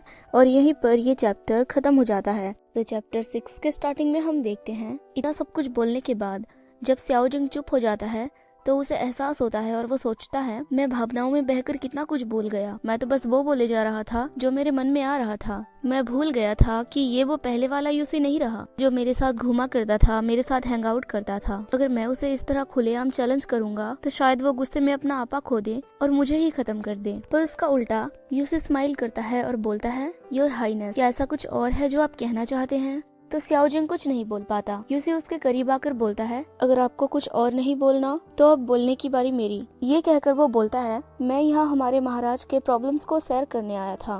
मैं यहाँ इसलिए आया था ताकि वो अपनी चिंताएं मेरे साथ शेयर करे और मैं उनकी हेल्प कर सकूं। पर मुझे पता नहीं था मैं आपके नजरों में इतना बुरा विलन बन जाऊंगा। और ये तलवार मैं दरबार में इसलिए लेकर आया हूँ ताकि मैं हमारे महाराज को प्रोटेक्ट कर सकूं। क्योंकि कभी कभी ऐसा होता है जब दरबार में मीटिंग हो रही होती है तो कुछ बुरे लोग या देशद्रोही जो महाराज के खिलाफ होते हैं वो उन पर हमला कर देते हैं। फिर यूसी कोल्ड होकर स्याओ जिंग से बोलता है, आपको पता है ना, महाराज के आदेश के बिना आपको यहाँ कैपिटल में वापस नहीं आना चाहिए। अगर आपने बिना आदेश के ये सब किया तो आपको एक देशद्रोही माना जाएगा। तो आपके इस वक्त यहाँ होने का क्या मतलब है? तो स्याओ जिंग कुछ नहीं बोल पाता। तो उसके भैया आगे आकर बोलते हैं, मैंने ही प्रिंस को यानी स्याओ जिंग को यहाँ कैपिटल में वापस आने के लिए बोला था। तो अपने भैया को ऐसे बोलता हुआ देखकर स्याओ जिंग अपने भैया की थोड़ी फिक्र कर रहा था कि कहीं इन दोनों में बहस न हो जाए। तो यूसी बोलता है, तो ये आपका आदेश कैसे हुआ? महाराज, क्या आप ये भूल गए, कोई भी शाही आदेश तब तक जारी नहीं हो सकती जब तक 3 प्रांतों और 6 मंत्रालयों के प्रमुख उसे देखकर मंजूरी ना दे। मतलब कि अगर महाराज को कोई डिसीजन लेना होता है तो वो पहले उसे अपने मंत्रीगणों के साथ डिस्कस करते हैं, और जब सबको वो आइडिया पसंद आता है, सब उस बात पर सहमत होते हैं, तो उसे ऑफिशियली डिक्लेयर कर दिया जाता है। तो ये यही कहना चाहता है कि आप अकेले इसे आदेश कैसे कह सकते हैं जब आपने इसे किसी के साथ डिस्कस ही नहीं किया। तो यूसी की ऐसी बातें सुनकर और मुझे अपने फैमिली की याद आ रही थी, इसलिए मैंने ये फैसला थोड़ी जल्दबाजी में ले लिया। फिर वो स्याओ जिंग की तरफ मुड़ते हैं और उसके कंधे पर हाथ रखकर बोलते हैं, आप जो बोल रहे हैं वो बिल्कुल सही है, पर मेरी तबीयत खराब होने की वजह से मेरा 10वां भाई यानी स्याओ जिंग भी बहुत उलझन में पड़ गया था। वो ये कहना चाहते हैं कि अभी स्याओ जिंग ने यूसी से जो कुछ भी बोला वो उसे दिल पर ना ले। अपने भाई की तबीयत खराब होने की वजह से स्याओ जिंग बस कंफ्यूज है और वो अपने भाई को प्रोटेक्ट करना चाहता है, इसलिए उसने ये सब बोल दिया। तो ये बोलने के बाद वो बोलते हैं, इस बात को यहीं पर खत्म करते हैं, मैं आज थक गया हूँ। तो यूसी वहाँ से चला जाता है और वो भी वापस अपने चेयर पर बैठ जाते हैं और स्याओ जिंग से बोलते हैं, तो आखिरकार तुमने देख लिया कि वो मुझे किस तरह ट्रीट करता है और मैं कितना एम्बेरस था। तो स्याओ जिंग परेशान होकर अपने भैया से पूछता है, क्या वो हमेशा आपको उसी तरह ट्रीट करता है? तो उसके भैया के साइड में खड़ा एक पर्सन बोलता है, नहीं बिल्कुल नहीं, पहले तो वो कम से कम अच्छा बनने का नाटक कर लेते थे, पर अब वो करना भी जरूरी नहीं समझते। मुझे तो लगता है महाराज की तबीयत खराब होने की वजह से वो कमजोर हो गए हैं और वो सब उसी चीज का फायदा उठाकर अपनी मनमानी कर रहे हैं। तो वो पर्सन यही सब बोले जा रहा था, पर स्याओ जिंग के भैया उसे रोक लेते हैं कि बस भी करो। तो वो पर्सन ये सब बोलने के लिए माफी मांगता है। तो ये सब सुनने के बाद स्याओ जिंग सोचता है, क्या यूसी सच में इतना बदल गया है? वो इतना बदल चुका है कि वो पहले की तरह बिल्कुल भी नहीं रहा। वो सोचता है ये एक अच्छी बात है कि उनका हुआयांग मतलब उनकी कंट्री बहुत रिच है, पर उनकी सेना इतनी कमजोर है कि अगर उनके सेना और यूसी के सेना को लड़ाई के लिए भेज दिया जाए तो यूसी का सेना उनके सेना पर भारी पड़ जाएगा, क्योंकि उनकी सेना इतनी कमजोर है, जैसे कोई मेंटिस यानी कि एक कीड़ा किसी बड़े से रथ को अपने हाथों से रोकने की कोशिश कर रहा है, जो कि बिल्कुल बेवकूफी और बेकार है। फिर वो सैड होकर सोचता है, हालात इतने खराब होने के बावजूद भी वो कुछ नहीं कर सकता, क्योंकि उसे पॉलिटिकल के बारे में कोई नॉलेज नहीं है। राजनीति क्या होती है उसके बारे में उसे कुछ भी नहीं पता, ना ही उसे कोई प्लान बनाना आता है, ना ही उसे कोई स्ट्रेटेजी सोचनी आती है। फिर वो थोड़ा गुस्सा होकर सोचता है, पता नहीं मेरे पीठ पीछे मेरे भैया ने क्या क्या झेला है, कितनी शिकायतें झेली है। डिंग युआन आज जो दिखता है वो उससे कहीं ज्यादा है। अब ये डिंग युआन क्या है ये तो हमें आगे पता चलेगा। ये सब सोचने के बाद वो अपने भैया से बोलता है, मैं हर एक गद्दार को खत्म कर दूंगा, मैं उन सबको एलिमिनेट कर दूंगा, मैं किसी को नहीं छोड़ूंगा। ये कहकर वो वहाँ से चला जाता है। तो उसके भाई की साइड में वो पर्सन बोलता है, महाराज क्या आपको नहीं लगता कि प्रिंस को ज्यादा ही जल्दबाजी कर रहे हैं, जो कि अच्छी बात नहीं है। हो सकता है कि वो इस जल्दबाजी के कारण उनके साथ कुछ बुरा हो जाए, वो कोई गलती कर बैठे। तो स्याओ जिंग के भैया बोलते हैं, नौजवानों का इस तरह एनर्जेटिक और हाई स्पिरिटेड रहना अच्छी बात है, मतलब कि उनके अंदर इस तरह का जज्बा होना अच्छी बात है। जितना वो मजबूर होगा उतना ही अच्छा होगा। तो यहाँ कुछ बात हजम नहीं होती, आखिर वो अपने भाई को मजबूर क्यों देखना चाहते हैं। और जब वो स्याओ जिंग को यूसी के बारे में भड़काते हैं और स्याओ जिंग भड़क भी जाता है, तो उसके भैया खुश हो जाते हैं, वो स्माइल करते हैं जैसे उनका कोई मकसद पूरा हो रहा है। तो इसके पीछे जरूर कोई वजह होगी जो कि हमें आगे पता चलेगा। तो स्याओ जिंग वहाँ से बाहर आकर सोच रहा होता है, मैंने अभी भैया के सामने बड़ी बड़ी बातें तो कर दी कि मैं ये करूंगा वो करूंगा, पर मैं असल में ऐसा करूंगा कैसे। वो यही सब सोचते हुए जा रहा था, तभी कुछ लोगों की बातें सुनकर वो वहाँ रुक जाता है। कुछ लोग बातें कर रहे होते हैं, रीजेंट प्रिंस ने लॉर्ड सुई को दरबार में आने के लिए रिजेक्ट कर दिया और लॉर्ड डेंग को भी दरबार से जाने के लिए मजबूर कर दिया। ये सुई और लॉर्ड डेंग वही पर्सन है जिन्हें स्याओ जिंग के भैया किसी चीज का लीडर बनाना चाहते हैं, जो अभी हमने थोड़ी देर पहले पिछले चैप्टर में सुना था। वो दोनों लड़कियां फिर बातें करने लगते हैं। पता नहीं ये नया पर्सन गुकिंग जो अभी काम पर लगा है, जब से उसने काम करना शुरू किया है, जब से उसने ऑफिस संभाला है, वो तो बिल्कुल रीजेंट प्रिंस के साथ मिल गया है, बिल्कुल रीजेंट प्रिंस का आदमी बन गया है, मतलब कि उनका खास आदमी। और इतना ही नहीं, उन्होंने 5 शहरों में सेना भेज दिया है ताकि वो किसी मीट बंस राजकुमार को ढूंढ सके। फिर वो बोलते हैं, वो अपने लड़कों को पसंद करने वाली बात को इतना खुलकर बोलते हैं कि ये सुनने में भी अजीब लगता है और हमसे तो देखा भी नहीं जाता। वो यानी शायद रीजन प्रिंस अपने लड़कों को पसंद करने वाली बात को इतना खुलकर बताते हैं, बिल्कुल शर्म नहीं करते कि हमें सुनकर अजीब लगता है। तो उनकी ये सब बातें सुनकर स्याओजिन सोचने लगता है कि आखिर वो ऐसे कौन से मीटबर्न प्रिंस को ढूंढने के बारे में बात कर रहे हैं। उसे ये थोड़ा सोचने में वक्त लगता है। यहाँ पर स्याओजिंग अपने आप को याद करता है जब वो लड़की बनकर यूसी के पास गया था। वहाँ जो उसने अपने फ्रंट को सजाने के लिए कपड़ा मैंने बोला था, इसमें ये बताया गया है कि वो मीट बन्स थे। अब मीट बन्स क्या होते हैं ये तो मुझे नहीं पता, इसलिए मैंने गूगल किए तो वहाँ मोमोज के फोटोज आ रहे थे। क्योंकि मोमोज सॉफ्ट होते हैं, मुझे तो नहीं पता, इसलिए शायद उसने उसका इस्तेमाल किया ताकि वो रियलिस्टिक लगे। तो उस मीट बन्स को याद करके वो समझ जाता है कि यहाँ उसी की बातें हो रही है। जब वो उसे एहसास होता है कि ये उसी की बातें चल रही है तो वो बेचारा शर्म से पानी पानी हो जाता है और चिल्लाकर बोलता है, ये तो बेइज्जती है, इंसल्टिंग है। आखिर कोई किसी को मीटबर्न प्रिंस का नाम कैसे दे सकता है। तो उसके साइड में एक पर्सन था, वो उससे पूछता है क्या यहाँ मेन पॉइंट ये है, मतलब इतनी सारी बातें हैं और उन सब में क्या आपको मेन पॉइंट ये लगी कि किसी को कोई मीटबर्न प्रिंस का नाम कैसे दे सकता है। तो जब उसे रियलाइज होता है कि उसने क्या एक्ट किया है, मतलब उसे ऐसे तो पता चल जाएगा ना कि आखिर अगर किसी को मीटबर्न्स नाम दिया भी गया है तो आखिर वो इतना क्यों चिढ़ रहा है, जैसे कि वो खुद हो। वो ब्लश करके सोचता है, हे भगवान, क्या मैंने सच में उसे इतना जोर से बोल दिया। स्याओजिंग की शायद तबीयत खराब होती है, इसलिए वैद्य जी आए होते हैं जिसे फिजिशियन बोलते हैं। वो स्याओजिंग के हाथों को चेक करके बोलते हैं, इसमें चिंता की कोई बात नहीं है। फिर वो हिचकिचाते हुए बोलता है, योर हाइनेस, आपको आपके जवान होने का फायदा उठाकर लापरवाही नहीं करनी चाहिए। अगर आप अपने ऊपर थोड़ा सेल्फ कंट्रोल रखें तो ये आपके लिए अच्छा होगा। मतलब वो उस बारे में बात कर रहा है। तो स्याओजिंग को जब पता चलता है कि वो क्या कहना चाहता है तो वो ब्लश करने लगता है और उसके अंदर की आवाज चिल्ला चिल्ला कर बोल रही होती है, मुझे खुद पर सेल्फ कंट्रोल होना चाहिए। आपको ये बात जाकर उस यूसी को बोलना चाहिए कि वो अपने आप को कंट्रोल में रखे।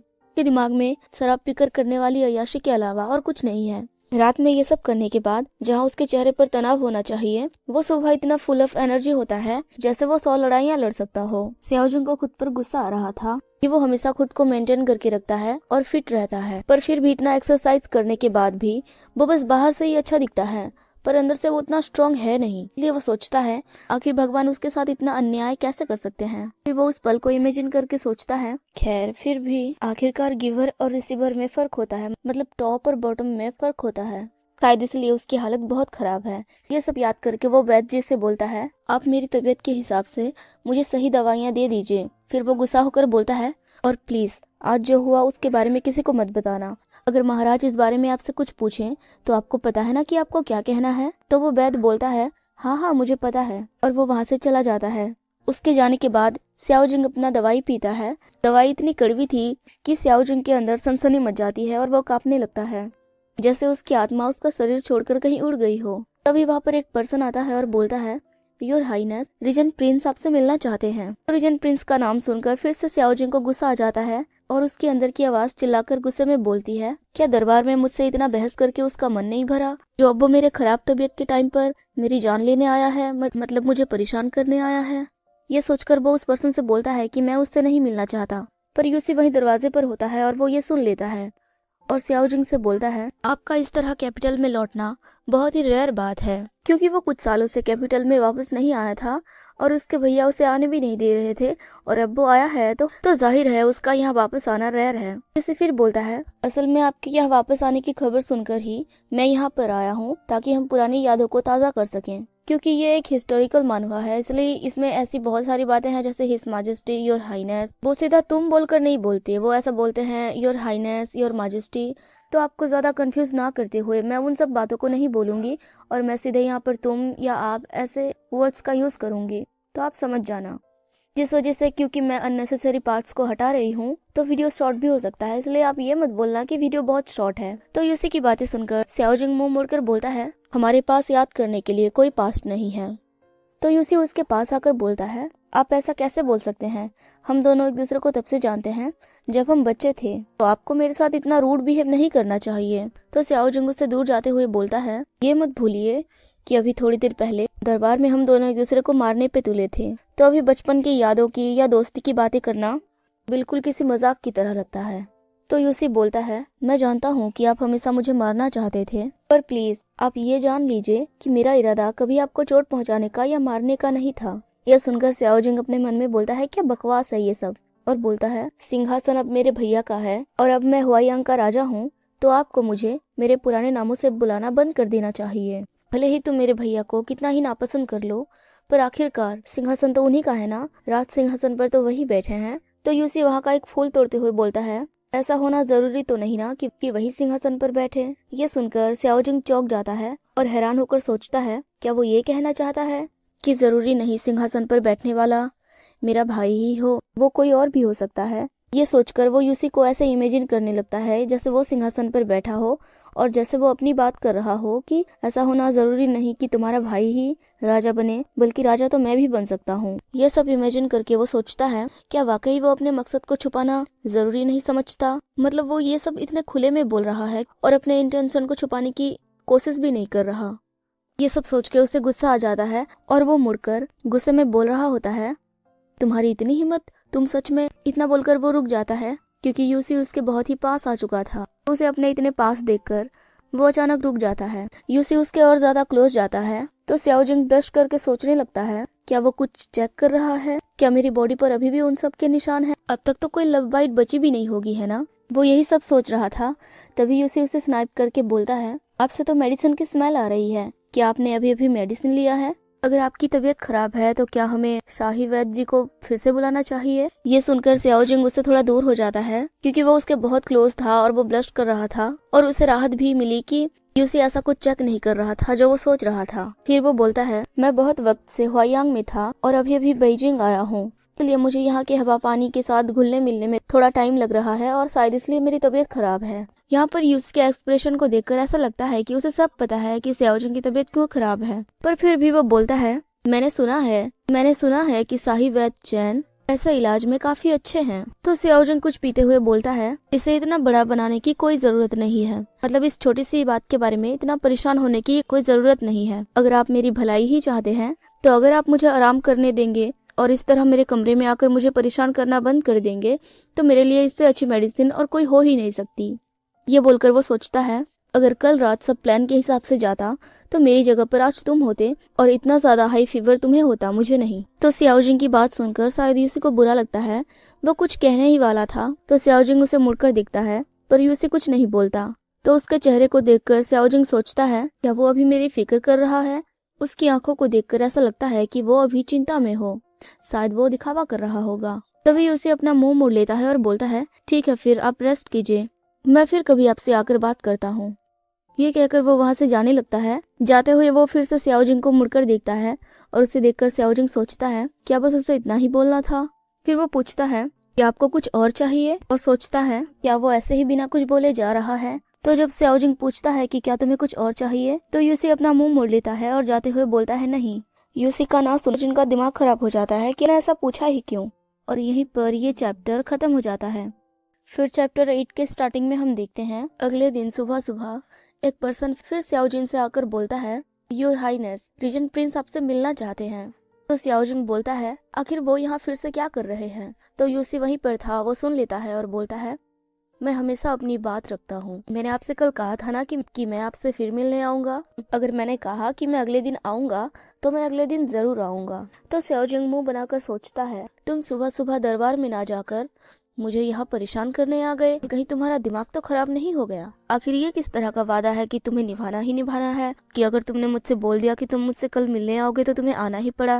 तभी यूसी बोलता है, मुझे इस बात का भी तो ध्यान रखना चाहिए ना कि 10th प्रिंस यानी आप अपनी दवाइयाँ ठीक से ले रहे हैं या नहीं। ये सुनकर स्याओजिंग उसे मुंह बनाकर घूरने लगता है, क्योंकि अगर आपका कोई दुश्मन, आप उससे इतना नफरत करते हो कि आप उसे जान से मारना चाहते हो, वो आकर आपकी इस तरह फिक्र करे तो आपका रिएक्शन भी कुछ ऐसा ही होगा। तभी यूसी फिर से बोलता है, देखकर ऐसा लगता है कि सालों पहले आपकी वो पुरानी आदत अभी तक बदली नहीं है। जब भी आपको लगता है कि आपकी तबीयत थोड़ी ठीक हो चुकी है तो आप दवाइयों का एक सिप पीने से भी मना कर देते हैं। अगर आप दवाइयाँ नहीं लेंगे और जल्दी से ठीक नहीं हो पाएंगे तो आपके पास मुझसे मुकाबला करने की ताकत कहाँ से आएगी? फिर वो उसके पास थोड़ा झुककर बोलता है, मैं सही कह रहा हूँ, है ना? तो स्याओजिंग वहाँ से उठकर उससे दूर जाते हुए बोलता है, आखिर तुम किस प्रतियोगिता की बात कर रहे हो जो मुझे तुम्हारे साथ मुकाबला करना है? तो यूसी स्माइल करके बोलता है, शतरंज यानी चेस में मुकाबला तो करना ही पड़ता है ना? ये सुनकर स्याओजिंग उसे कंफ्यूज होकर देख रहा होता है। यूसी फिर बोलता है, मुझे डर था कि 10th प्रिंस यानी आप अपनी बीमारी के दौरान बोर हो जाएंगे, इसलिए मैं स्पेशली यहाँ आपके लिए आया हूँ ताकि मैं आपके साथ चेस खेल सकूं और आपका एंटरटेनमेंट हो जाए। और साथ ही साथ मैं ये टेस्ट करने आया हूँ कि आपकी स्किल्स कितनी इम्प्रूव हो चुकी है।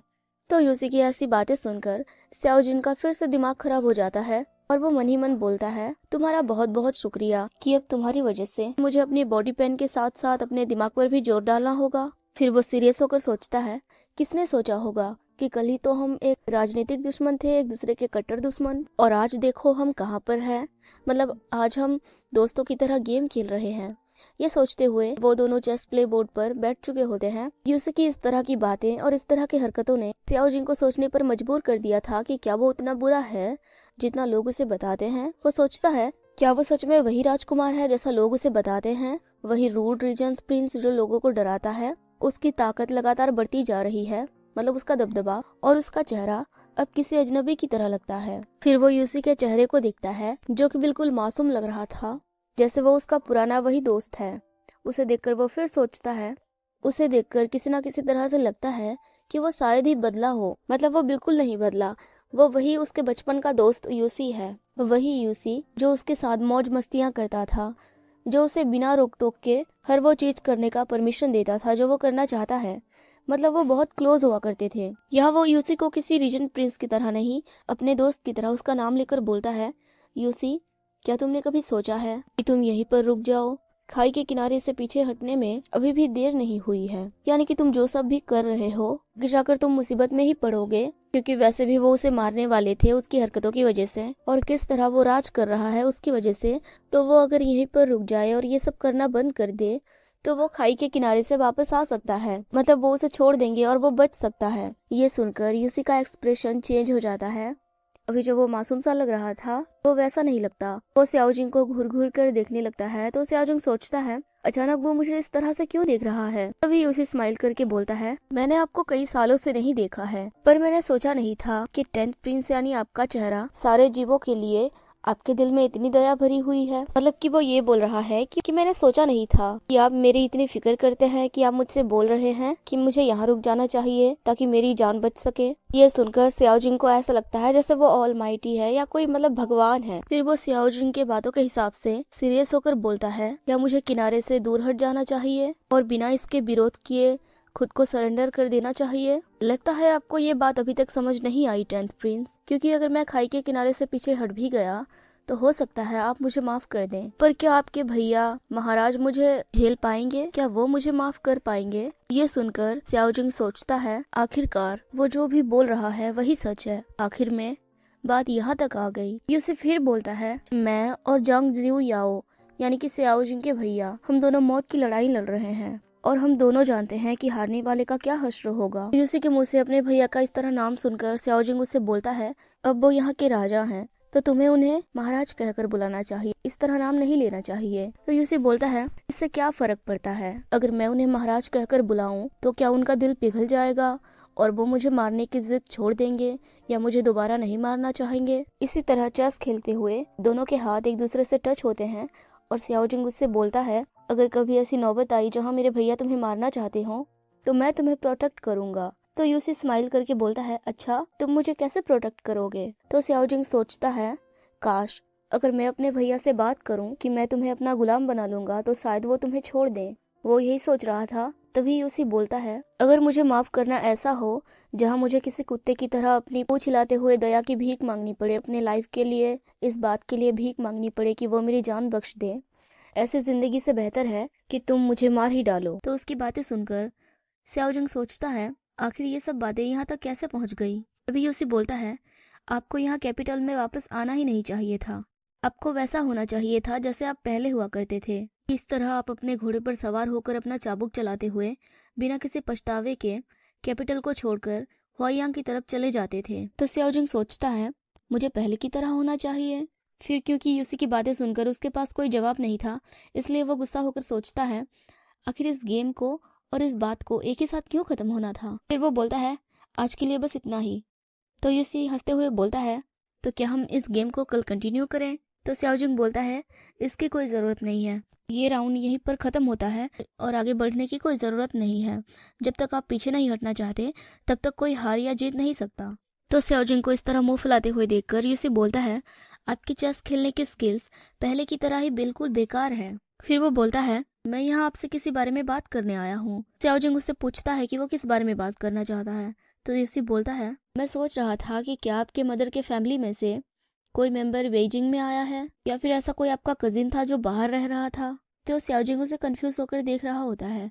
यूसी फिर बोलता है, मैं हाल ही में किसी से मिला जो बिल्कुल आपके मदर की तरह दिखते थे, और एक्सीडेंटली हमारे बीच फिजिकल कांटेक्ट भी हुए, पर आज मुझे ये पता चला कि वो पर्सन आपसे मिलता जुलता है। ये सुनकर सियाओजिंग ब्लश करने लगता है और वो खुद को संभालता है कि कहीं उसकी चोरी ना पकड़ी जाए, और बोलता है, मैं भी हाल ही में बेजिंग लौटा हूँ, इसलिए मुझे कुछ पता नहीं है और मुझे नहीं लगता कि हमारा ऐसा कोई रिश्तेदार भी है। साथ ही वो अपने एक्सप्रेशन को कंट्रोल करने की कोशिश कर रहा था।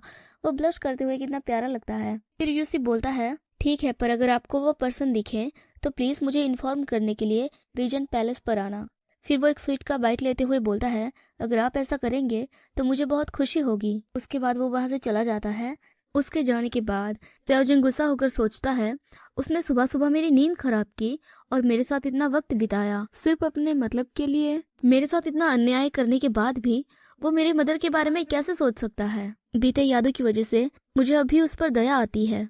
फिर रात हो जाती है और इतना सारा गुस्सा करने के बाद हमारा प्यारा सियाओजिंग थक कर सो जाता है, जहाँ उसे एक सपना आता है।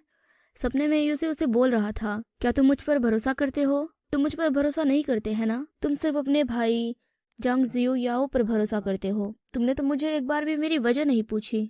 तो उसका जवाब देते हुए सियाओजिंग उससे बोलता है, अगर मैं तुमसे पूछूंगा तो क्या तुम मुझे सच सच बताओगे? क्या तुम मुझे बताओगे कि मेरे सातवें भाई के मौत के पीछे तुम्हारा हाथ था? मेरे सातवें भाई के मौत के बाद मेरा नौवां भाई बहुत डरा हुआ है, मतलब कि वो पर्सन जो अभी फिलहाल राजा बने हुए हैं। सियाओजिंग बोलता है, मेरे भाई की मौत की वजह से मेरा नौवां भाई बहुत डरा हुआ है, तो क्या तुम मुझसे वादा करोगे कि तुम उसे फ्यूचर में कभी चोट नहीं पहुंचाओगे, उसे नहीं मारोगे? तो उसकी बातें सुनकर यूसी बोलता है, तुम मुझसे ये सब बोल रहे हो, इसका मतलब तुम्हें मुझ पर भरोसा नहीं है। क्या तुम चाहते हो कि मैं मर जाऊं? अगर तुम यही चाहते हो तो मैं तुम्हारे विश को पूरा करूंगा। ये बोलकर यूसी अपने हाथ में पकड़े हुए ग्लास के अंदर जहर या जो भी है उसे पी जाता है, जिस वजह से उसके मुंह से खून निकल रहे होते हैं। वो बोलता है, तो सियाओजिंग, क्या तुम अब खुश हो? और सियाओजिंग चिल्ला रहा होता है कि नहीं नहीं, ऐसा मत करो। और तभी उसकी नींद खुलती है और वो खुद से बोलता है, तो ये सच में एक सपना ही था। अगर उस वक्त मैंने उसे नहीं रोका होता तो मुझे ऐसा ही कुछ देखने को मिलता। हालांकि वो पहले से ज्यादा बुरा बन चुका है, फिर भी मैं उसे मरते हुए देखना नहीं सह सकता। मैं उसे मरते हुए नहीं देख सकता। और यहीं पर ये चैप्टर खत्म हो जाता है। फिर चैप्टर 10 के स्टार्टिंग में हम देखते हैं, ये सोचने के बाद कि भले ही वो अब बुरा बन चुका है, फिर भी मैं उसे मरते हुए नहीं देख सकता। सियाओजिंग उस पल को याद करता है जहाँ वो और यूसी एक टेबल पर बैठकर ड्रिंक करने वाले थे। एक ड्रिंक का ग्लास अपने हाथ में लेकर यूसी सियाओजिंग से बोल रहा होता है कि आप सच में चाहते हैं कि मैं इस ग्लास के ड्रिंक को पी जाऊं? आखिरकार ये आपकी विश है, तो मैं आपके विश को जरूर पूरा करूंगा। ये कहकर वो उसे पीने ही वाला होता है तो सियाओजिंग पैनिक होने लगता है और वो यूसी के हाथ को झटक देता है, जिस वजह से ग्लास नीचे गिर जाता है और सारा वाइन टेबल पर फैल जाता है। सियाओजिंग बहाने बनाते हुए बोलता है कि ये वाइन कोल्ड हो चुका है, तो मैं इसे गर्म करके लाता हूँ। फिर वो वाइन के ग्लास और जार को उठा के वहां से जाने लगता है, क्योंकि वो यूसी को मारने की कोशिश करने की वजह से एम्बेरस था। वो यूसी का सामना नहीं करना चाहता था, इसलिए वो एम्बेरसमेंट के मारे जल्दी से वहां से चला जाता है। और यूसी बस उसे ऐसे ही जाते हुए देख रहा था, जैसे उसे पता चल चुका हो कि सियाओजिंग का प्लान क्या था, जैसा उसे पता हो कि वो उसे मारना चाहता था। उस रात यूसी को जहर पीने से रोकने के बाद सियाओजिंग अपने भैया के पास जाता है और बोलता है, मुझे लगता है कि शायद वो उतना बुरा नहीं है जितना वो लगता है, शायद हमें कोई गलतफहमी हुई है। तो उसका भाई बोलता है, तुम ये कैसे भूल सकते हो कि हमारे सातवें भाई का मौत का जिम्मेदार वही है? चाहे बीते दिनों में तुम्हारा रिलेशन कितना भी अच्छा हुआ करता था या तुम उसके साथ कितना भी क्लोज हुआ करते थे, तुम ये कैसे भूल सकते हो? पर तुम हमारे खून का बदला कैसे भूल सकते हो? तो सियाओजिंग हिचकिचाते हुए बोलता है, मेरा मतलब वो नहीं था, मैं तो बस। तभी उसका भाई उसकी बात बीच में काटकर बोलता है, देखो मैं जानता हूँ कि तुम उसे चोट नहीं पहुंचाना चाहते, मुझे भी तुम्हें अपने मन के खिलाफ इस तरह कुछ करने के लिए फोर्स नहीं करना चाहिए और इन सब में नहीं फंसाना चाहिए। फिर अपने भैया की बातें सुनकर सियाओजिंग कुछ और नहीं बोल पाता। वो करे तो क्या करे? एक तरफ उसका इकलौता बचा हुआ भाई जांग फैमिली और उनका राज्य था, और दूसरी तरफ उसके बचपन का दोस्त जो उसे बहुत अच्छे से ट्रीट करता है और उससे कभी दूर नहीं होता। वो इन दोनों में से किसी को भी चोट नहीं पहुंचाना चाहता था। तो वो अपने भाई के आगे झुकते हुए बोलता है, मैं यूजलेस हूँ और मैं आपके भरोसे पर खरा नहीं उतर पाया। तो उसका भाई उससे बोलता है, हुआयांग के नज़ारे बहुत खूबसूरत हैं। तो मेरे भाई, मैं तुम्हें परमिशन दे रहा हूँ कि तुम जाओ और उन नज़ारों को एंजॉय करो। के बाद स्याओजिंग वहाँ से बाहर आ जाता है।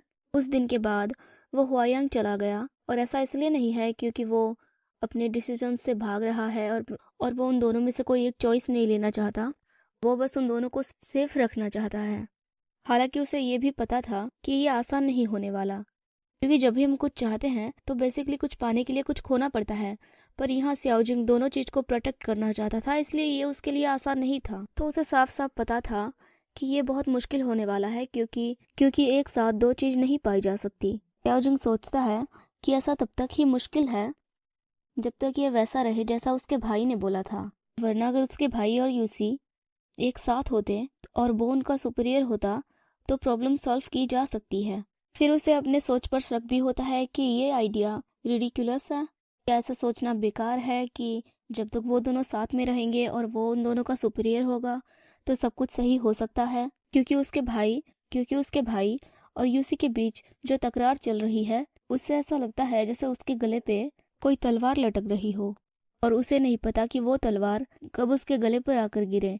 मतलब कि उसके भाई और यूसी के बीच जो तकरार है, पता नहीं वो कब भयंकर रूप ले ले। अपने भाई और यूसी के बीच के तकरार को खत्म करने के उसके जो प्लान है, उसके सक्सेस होने के चांसेस बहुत कम थे, फिर भी वो कोशिश करना चाहता था। तो इसी तरह सुबह हो जाती है और सियाओजिंग अपने कमरे में बैठकर ब्रेकफास्ट कर रहा था। तभी वहाँ एक सर्वेंट आता है और बोलता है, योर हाइनेस, रीजेंट प्रिंस ने आपके लिए कुछ खाने को भेजा है। फिर वो उस टिफिन के बॉक्स को वहां पर रख देता है और उसे खोलता है, तो उसे देखकर सियाओजिंग को तो बड़ा गुस्सा आ जाता है। वो पर्सन बोलता है, रीजेंट प्रिंस ने बोला कि आपको इस रेस्टोरेंट का मीट बंस बहुत पसंद आएगा और आप इसे अप्रिशिएट करेंगे। तो सियाओजिंग गुस्से से बोलता है, आखिर मेरे पास ऐसी किस चीज की कमी है जो मैं इस मामूली मीट बन के लिए लालच रखता हूँ? मतलब कि मेरे पास सब कुछ है, तो मैं इस छोटे से मामूली से मीट बन के लिए क्यों तरसूंगा? तो वो पर्सन फिर बोलता है, उन्होंने ये भी कहा कि उन्होंने बहुत जगहों से बहुत सारी मीट बन्स खाई हैं, पर आखिरकार उन्हें एक ऐसा मीट बन मिला जिसका शेप, बनावट और उसकी स्मेल बिल्कुल ही सही और परफेक्ट था। यानी कि वो सियाओजिंग की बात कर रहा है कि उसने पहले भी बहुत सारे मीट बन्स खाए हैं, मतलब कि आप समझ जाओ उसने वो सब किया है, पर आखिरकार उसे सियाओजिंग मिला, मतलब कि उसे एक ऐसा मीट बन मिला जिसका आकार, बनावट और उसकी स्मेल बिल्कुल परफेक्ट थी। मतलब वो सियाओजिंग के बारे में बात कर रहा है। आखिर ऐसा कौन बेवकूफ होगा जो इनकी बातों के टोन को नहीं समझ पाएगा? वो बेचारा सर्वेंट भी बिल्कुल समझ चुका था कि यहाँ मीट बंस की बातें नहीं हो रही, इसलिए वो भी ये सब बोलने में हिचकिचा रहा था। फिर वो बोलता है, उन्हें उम्मीद है कि आप इसे मना नहीं करेंगे। तो इस बातों का मतलब समझने के बाद सियाओजिंग मुंह बनाकर सोचता है, तो आखिरकार वो अनजान बनने का नाटक कर रहा था जबकि उसे सच्चाई पता थी। वो सोचता है, इससे साफ साफ पता चलता है ये उसे पता था कि ये मैं ही हूँ, फिर भी उसने मुझे ना सिर्फ किसी दरिंदे की तरह ट्रीट किया बल्कि मेरे सामने शो ऑफ भी कर रहा था। फिर वो गुस्सा होकर सोचता है, मुझे तो उसे पहले ही मार देना चाहिए था। वो पर्सन फिर बोलता है, रीजेंट प्रिंस ने ये भी कहा। तो सियाओजिंग चिल्लाकर बोलता है, उसने और क्या कहा? तो वो बेचारा फ्लिंच होकर बोलता है, उन्होंने कहा कि अगर आपने उनके मीट बन प्रिंस को छुपा कर रखा है तो प्लीज जल्दी उन्हें लौटा दीजिए। तो उसकी बातें सुनकर वो फिर सोचता है, तो इसका मतलब अभी तक उसे नहीं पता कि वो मैं ही था। मुझे यकीन है कि उसे ऐसा लगता है कि वो मीट बन प्रिंस मेरे किसी दूर का रिश्तेदार है, इसलिए अभी तो मैं सेफ हूँ। वक्त किसी धार तलवार की तरह होता है, मतलब कि वक्त किसी को भी बदल देता है। क्योंकि वो सोच रहा था आखिर उसका इतना प्यारा बचपन का दोस्त इतना पर्व कैसे बन गया। और यहीं पर ये चैप्टर खत्म हो जाता है।